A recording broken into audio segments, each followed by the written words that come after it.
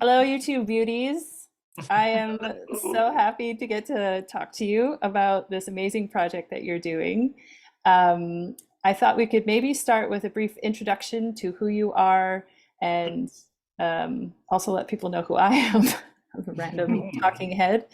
And then talk to you about this really cool project that you're doing. So, why don't we just start with you, Sam? All right, thanks, Jess, for having me. So my name is Sam.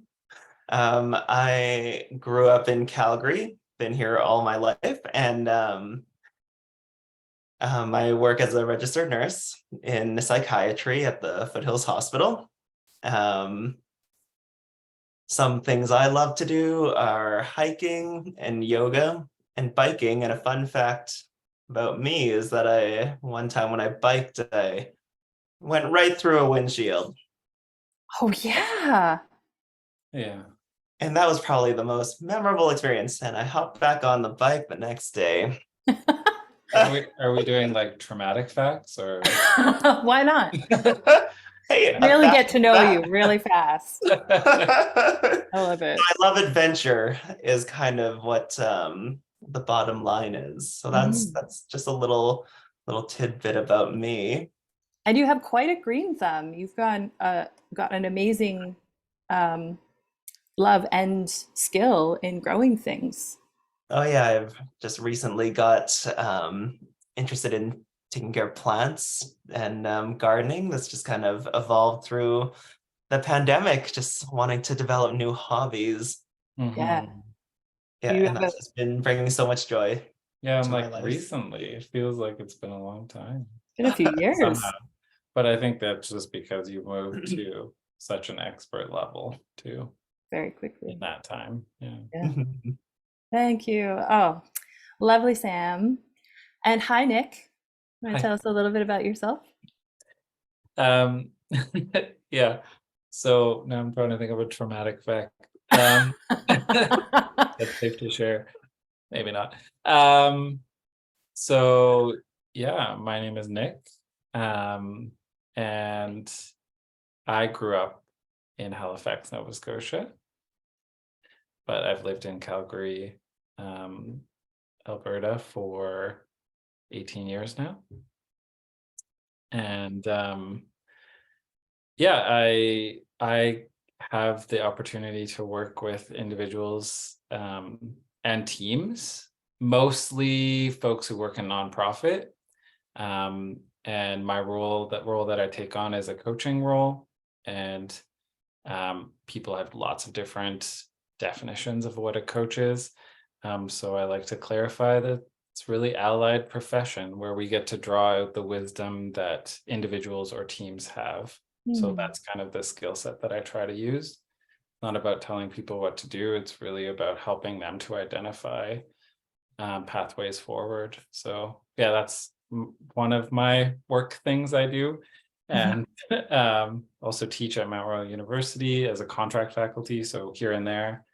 Um, and I love gardening as well, but the parts I like are eating the food that Sam grows. Um, uh, Yes. I love when it moves from the inside the house everywhere to outside. That's a great part of the process that I Like the really love. plants? Yeah, when they actually get to like go in their homes and the outdoors, that's really nice.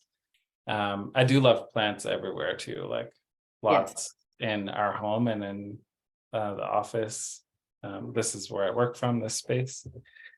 Um, and so not traumatic, but fun fact about me is that when I applaud, if I'm in an audience and we're all applauding, I always applaud to a rhythm of my own.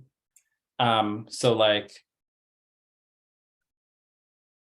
and I'll do that, like I'll be clapping, but everyone else is clapping like, like you normally clap, like normal people clap, but it's like this fun little game for me where I'm like, I'm gonna make my own little like rhythm, but no one will know Like because it marching to just the kind beat of of your own drum. gets lost. Yeah, yeah, true.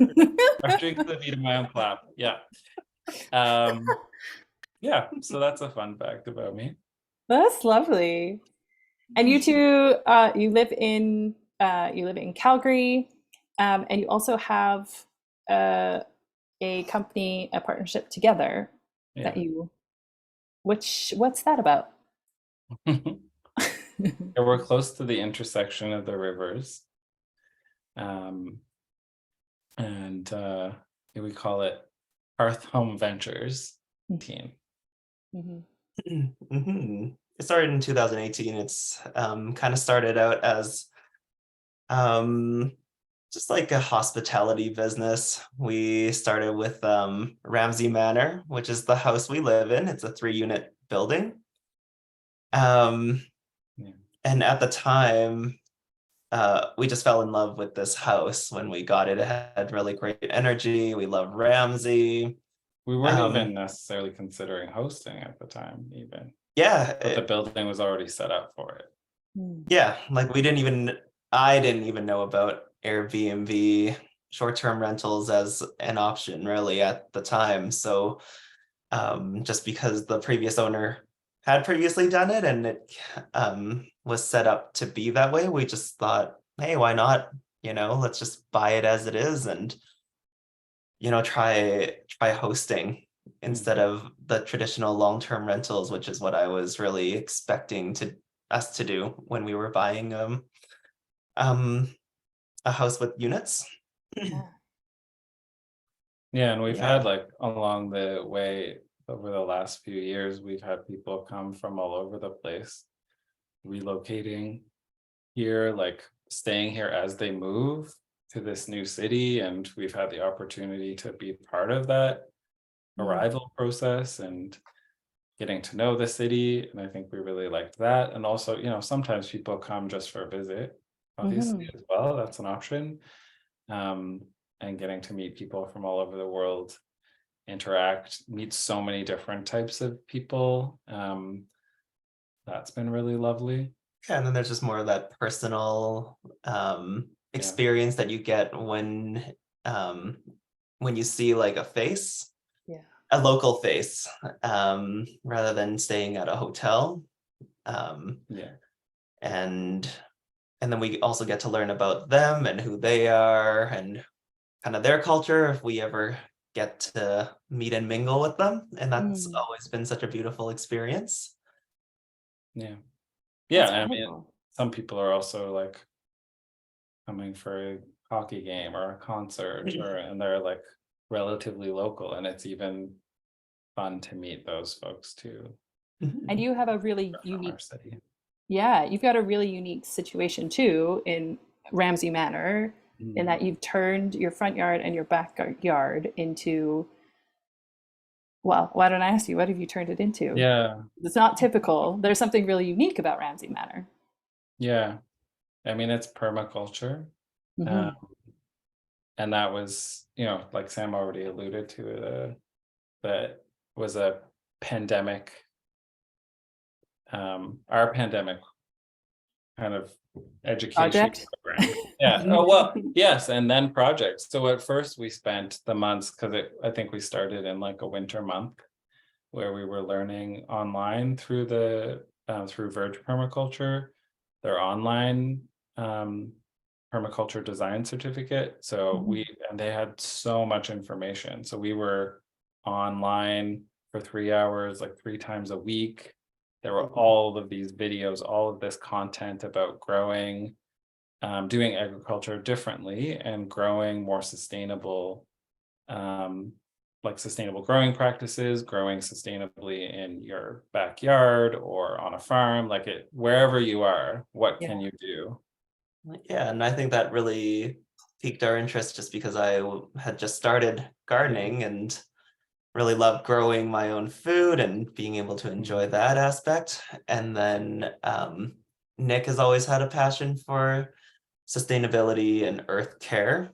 So the two things kind of like meshed together with this one concept. I think when Nick introduced it to me, he just kind of saw what permaculture meant and and then thought that really aligned with our values there together separately. Yeah. Yeah. That's nice. And you don't have any lawn Like you don't have anything to No. grow. You have turned everything into food Yeah. production. The backyard is how would you describe the backyard? There's front Yeah, yard. I mean, and that was the first year we started with the backyard. And we did the tree guild, like the cherry tree guild. So we planted the cherry tree and a bunch of things around it. And the backyard is like tightly packed together. It's not that there's a lot of concrete here and there's a lot of buildings. So there wasn't much ground space to work with, but really feel like we maximize that space, and it's shocking sometimes. And the food people will production. say, yeah, there's so Mhm. much food, there's so much growth that it's like a jungle. Well, a lot of people, when they go into the backyard in the summer, Yeah. will kind of make that comment, or people will say, wow. But they would say that too when they come into our house and see all the plants. But like the greenery is wowing. Yeah. Mhm. Yeah, and with permaculture, it really focuses on like things that are living and diversity. And it's really interesting to see what the previous owner valued was really no maintenance. Everything was, just like monoculture and fake. So there was just Mm. astroturf in the whole backyard. The garden bed was just full of rocks, and the front yard was just full of mulch. And then there was just a lawn in the front. And then just seeing, just converting that and seeing the potential and just how much life can be in one small space was just such a humbling Mhm. experience to see and experience, as we created it and interact with it. Mhm. Totally. Yeah, love that. And a lot of people that we come across will say that like rental properties should be zero scaped, essentially. Like that this is a bad idea. Mm. But yeah, I feel like we're all about with this property of and the other properties that we have. It's like, no, we're not gonna make it, like that. We're not gonna zero scape it. We're not gonna, yeah, we want to promote as much life and diversity of natural species within the ecosystem, or things that would work really well and provide food. And the thing we did, so we converted all of our land, and then there's this space out front of the house that we like by the sidewalk, that last year we dug up all of the grass, and we decided we wanted that space to be like a community garden, so that when people are walking by, like they can pick the Saskatoon berries or the cherries or whatever, like what the things that are out there. It's really meant to be for community as well. And I feel like even though the best advice is that rental property should be zero scape, we're like, no, that's not what's right for It's us. such, it's feels like wasted potential, and you're both so Yeah. creative and Mhm. community minded and inviting people into your space. This idea of homegrown food Mhm. production, like Mhm. as local as you can get, literally your backyard is, yeah, is so much more aligned with who you are. It makes tons of Mm. sense. Yeah. And And so Ramsay, oh, go ahead. What were you gonna say? oh yeah, I was gonna say it's still regenerative and still kind of in line with a rental property. It's just like it still requires very minimal work once you have it established, because kind of like a forest that's supposed to be self-sustaining, but still contributes to the environment. Mm. Yeah. Yeah, I Mm. love that. Yeah. I mean, I feel like we'll have to have more conversations around permaculture because it's such a big part Mhm. of who you are and what you're doing. But also, Ramsay's not the only place that you have. You have more than Ramsay. Can you tell me about the other places you have? So the place in Bridgeland, we kind of redesigned another community that we Which love is very spending time close, in. Yeah, I mean, very we're close, central across Calgary. the river, Yeah. the other side of the river, and love spending time there. And it's a place we got also during, like, right before the pandemic, and we had lovely tenants that we were glad to have for so long, and both of them ended up buying houses at the same time, so we like took that opportunity to redesign the space and host folks again in that space, in that community. And that's been really lovely. A lot of our neighbors in both communities will send their family and friends to us as a great convenient spot to have people come and land. So Yeah, so Nick actually lived in Bridgeland when we met. when we met back in 2016. And prior to that, I haven't really been to Bridgeland, but it's it has such good energy, and it's a really trendy kind of neighborhood full of restaurants and coffee shops and just local shopping. And I really enjoyed being there whenever we would go for walks. Yeah. So I think that was one of the main reasons why we were looking more in that community. And in our house looking process, when we actually saw that house, it was just like right beside that First Avenue, right where all the action is. But still, even though it's only a couple of houses down, it felt like so quaint with just beautiful 100-year-old trees. Yeah. Just like kind of this picturesque, perfect street. And then the house also had a lot of good energy in it. It's 100 years old. And what's special about Nick is he just instantly sees potential in any houses. So he's just like, just right when we saw it, it's a top-down duplex, both 1-bedrooms, and yeah, he's like, just immediately the light bulb goes up, and he's like, oh yeah, we can put this here. And this was when tenants were already we're living there. And I'm like, you can, we'll think about this later, reconfigure it and make it our own. So last year, as Nick was saying, is when we started to convert it to a short-term rental. And that's kind of because we love short-term renting so much in Ramsay. We thought this would be a great experience to kind of continue that on in Bridgeland. And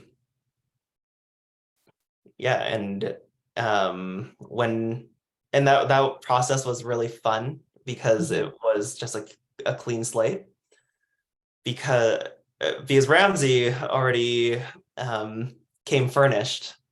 Right. So then we couldn't really do a whole lot and bring our energy into it. Whereas Bridgeland was just this clean canvas that Nick was really excited about painting.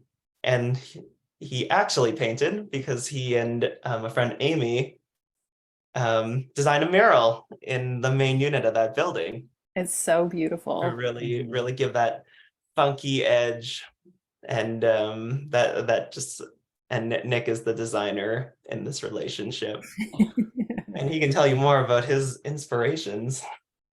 I would love to. I've got that written down. I really want to hear it. Both your creative, because like I think about how how do you decide which plants go where and what you're going to grow? And then also when you're entering into a new space and designing a temporary home for somebody, like somebody's going to stay there for a little bit. It just is so obvious that you're both in your element when you're in those spaces, and seeing that creative expression and like that little piece of you that comes out into the space that you are cultivating, and then how people respond to that. It's really special. It's something that's really, so I've got that. I would love to talk more about that at some point for sure. And then, so you have Ramsay, and then you have Bridgeland, and now you also, but there's more. There's more. So maybe we could just do a really, I don't want to keep it too brief, but just an idea of what is happening now, because There's something Yeah. really huge that you guys are going on. So tell us all about what is Yeah. going on, like in the next few days. It's hard to know how to summarize it. That's a good point. So because there really is so much to it, and of course, more can be said later, but we really wanted to turn the volume up on the permaculture piece for hosting. And while we've been doing most of the hosting in apartments and buildings in the city, which is great, and I love that too, there's so much we love about that, we really wanted more hosting that was focused on the environment. And so there's a nice little piece of land in Margaree, Cape Breton, Nova Scotia, right along the Margaree River, across the street from my grandparents' house. When they were alive, they were just down the road. Mhm. And this place, we're headed there just hopefully soon. And by soon, like in the next few days, like it's a Yeah, matter of like pending trailer, pending delays, so we should be there, by the beginning of May. We'll be on site, hopefully, Mhm. and start this process of setting up this land. And it will be, I've heard the term eco-retreats more frequently now, so I don't know if there's a standard definition, but I think that's a good classification for our project. It's an eco-retreat. It's not, it's not going to be fully serviced accommodations. It'll be more, and we're throwing around lots of different types of structures we can use, but they're unserviced buildings. It's more like camping. It's closer to camping. You're really immersed in nature, but also we want people to feel at home there too. So Yeah, that's kind of what we're about. Yeah. comfortable and involved in Yeah. eco-retreating. Mhm. Yeah. So can you describe the land? What is this place? Mhm. We know where it is. Mhm. What is it like? You've been there before. Yeah, so it's an 8-acre piece of land in Margaree Valley. And it's right next to the Margaree River, which is famous for salmon, as I've learned I didn't from know that. Nick's mom. Yeah, and Whoa. people go there Pam's for got all the salmon info. fishing. Love that. Yeah, we should host her one time to chat about the land too. Yes, you can Yeah. be our special guest. And right now the land is just completely trees and full of particularly hawthorn trees, which is, my understanding, a native plant to Nova Scotia. And I think it produces, it's medicinal, it produces berries, and is really healthy for the ecosystem. So what we're hoping to do is, retain as much of that nature as possible, just Yeah. while it's already so wild. Yeah, the hawthorns are interesting because when we were there last year and we encountered them, we're like, what is this tree? Because they have needles, or spikes. Yeah. Thorns. Yeah. Thorns, that's the word. Hawthorn. Right, it's right in the name. There it is. So since they're thorny, it was like, it was kind of annoying. And there's a part of us that really just wanted to get rid of them Mhm. because they were an inconvenience. And we've definitely shifted our perspective as we've got in touch with our permaculture side, and realized that everything in an ecosystem serves its purpose, and actually these plants, these trees are really, really helpful for the Mhm. land. Yeah, so last year was the first time I've been to the land. Nick invited me just on that little road trip. And it's just really close to the Cabot Trail, and just the feeling that I got from the land was already just so calming, so quiet and quaint. Mm. Word. Mhm. And then when I've been to Cape Breton in the past, all I can remember was when we stayed at a cottage, but the night skies were just really beautiful. You could just, it's just full of stars. No light pollution. No light pollution. Beautiful. Yeah. Yeah. And so that's yeah, and then I just there just it seemed like there was so much potential Yeah. Mhm. Did to those be. light bulbs start going off on that kind of this uncultivated parcel of land? Mhm. That's exactly it. Yeah. I love that. What would be something that you would want people to know about this land that you're going to? Mm. That was not a prepped I don't know. question, so you can take your time. Maybe we Like, can answer that another time. But I don't know. What do people need to know? there's a history. There's a history Oh, about like, Yeah. this land. It wasn't a yeah. leading This question. I is was just like, where this is there's where something. I'm like, you know, um, my mom has additional stories and history as well that is really fun to hear from her. Mm. Um, but yeah, it was handed down. I don't know much about this. Um, Captain James Phillips, is that right? Mhm. Jeez, I don't remember his name. I There's a don't know lot much going about on. him, and I'm interested to know more. And he is kind of the first person in my family that held the land. Like to know more about the history before that too. Um, so, and I think maybe those are things we'll learn along the way. Um, and but what I'm more connected to is my grandparents. They were just right across the street. This is land they had and they grew hay on. So my mom remembers going over there for that purpose. And another family member had the land briefly, and they had a family member who lived on it. He was the only person who really lived on the land that we know of. Mm.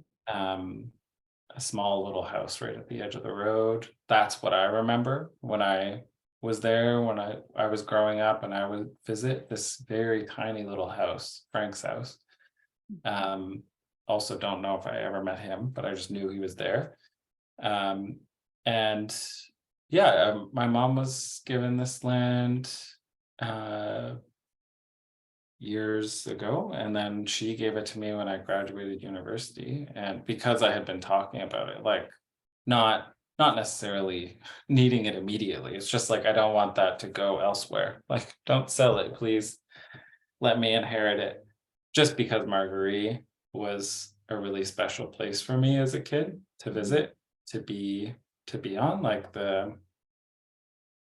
just the rhythm of life there. And yeah, the stars that, but even just during the day, and sometimes it felt immensely boring.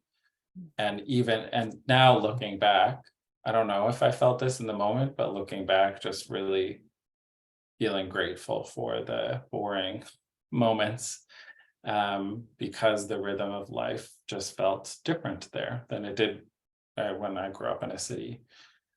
Um, so really appreciating that, knowing there was something special there, knowing I felt like more connected to myself and the land there than I had elsewhere. So yeah, that's kind of the history for me. I'm excited to be there in person soon. Yeah, See what it's like now.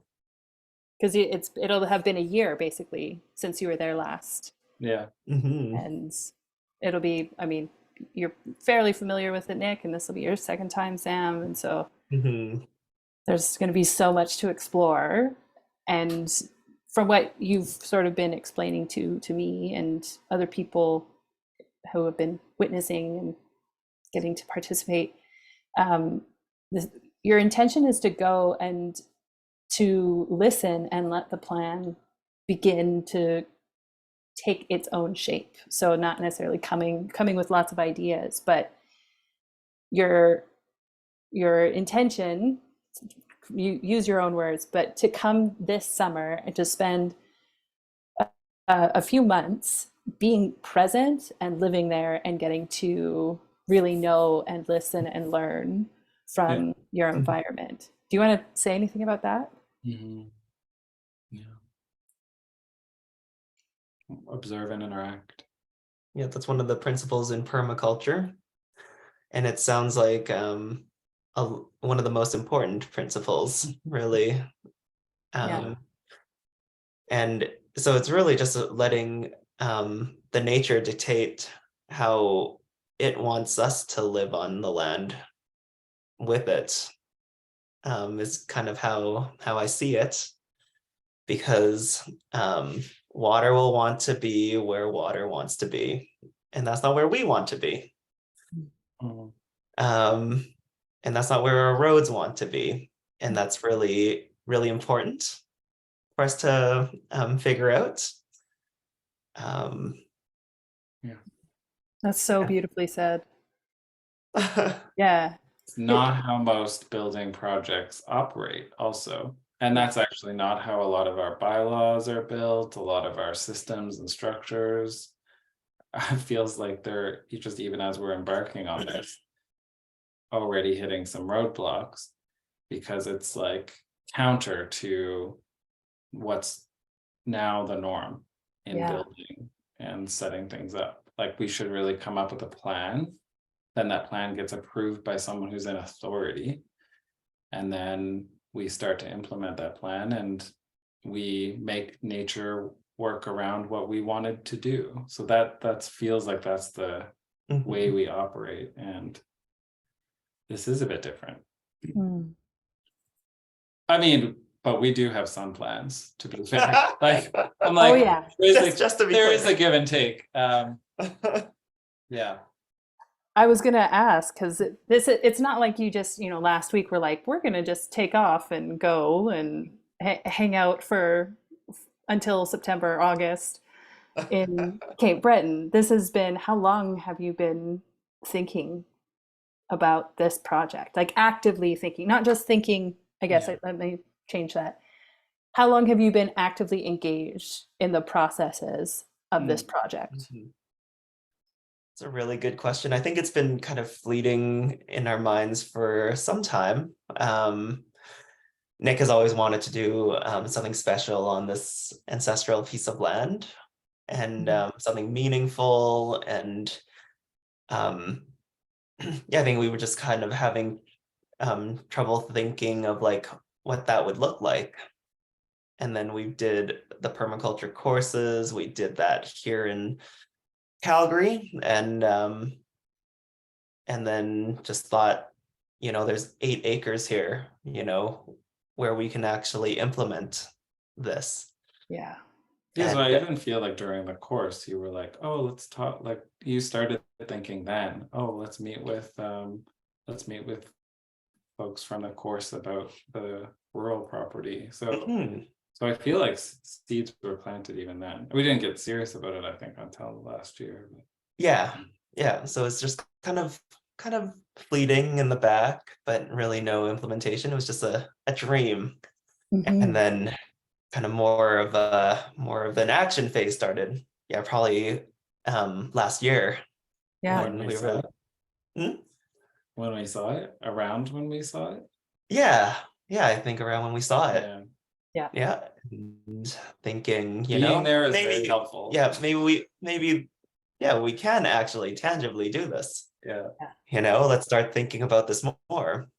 And definitely, a lot more. Once things actually start coming together, that's when you realize, oh my gosh, there's so much to think about, and there's endless possibilities. And what should we start with first?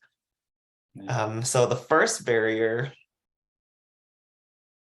was with just like kind of understanding how the bylaws are in a different province, and just like understanding that the county and what we can do there.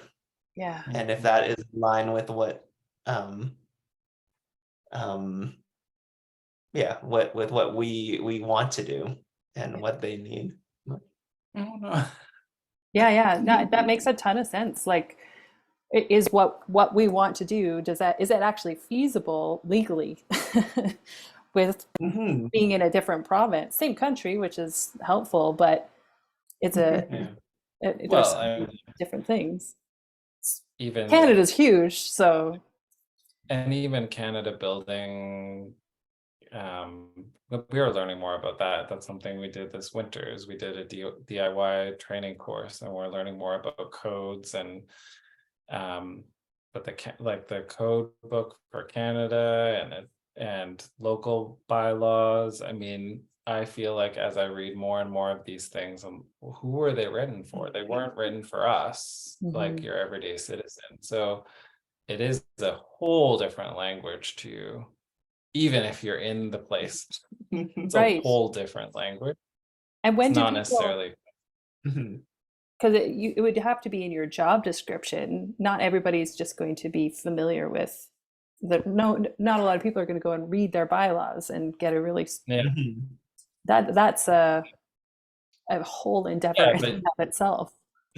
it affects how, these are things that affect how we live and how we interact and how we are being together in community. So it is really interesting that they're basically not written for us Yeah, as citizens. that's Um, fascinating. anyway, that's a whole other topic, probably. Mhm. Oh, I'm sure we'll get to that at some point, this for sure. Well, maybe we should just sort of like put a bit of a bookmark on it so far, because we get an idea. We've got a little taste of what's coming, and we're going to try and do weekly conversations so Yeah. that we can have more of an update of what you're encountering, more of what what the land is showing you, more of that creative expression maybe that's starting to show itself as you're being present. And then probably all of the things that are going to come up that we would never have expected or wouldn't have seen. So it's just going to be a wild ride. I'm really, really excited. So why don't we end it here? Thank you guys so much for sharing and for inviting us, all of us, me and everyone who's listening, into the project and into your space and into who you are. So thanks. Thanks so much, Jess. Yeah, thanks, Jess. And I don't think yeah, I don't think you we introduced got your introduction Right. yet. So as a closer, who are you? Yeah, I do feel like that should happen. That's fair. Yeah, I mean, we can do that another time if we want to. I'm a friend and a fan and a family member and everything in between maybe. So And And you've been participating in this project for yes, months and months and months. yeah, we have Yeah. all the relationships. we have all the relationships. Oh, that's exactly right. Yeah, we could talk more about that. We'll keep it to getting to know you guys for now. So Yes. thank you so much. Thanks everybody who's tuned in or who's listened to this. And until next time, we'll keep you posted. Stay tuned. Thank you, Jess. You're welcome.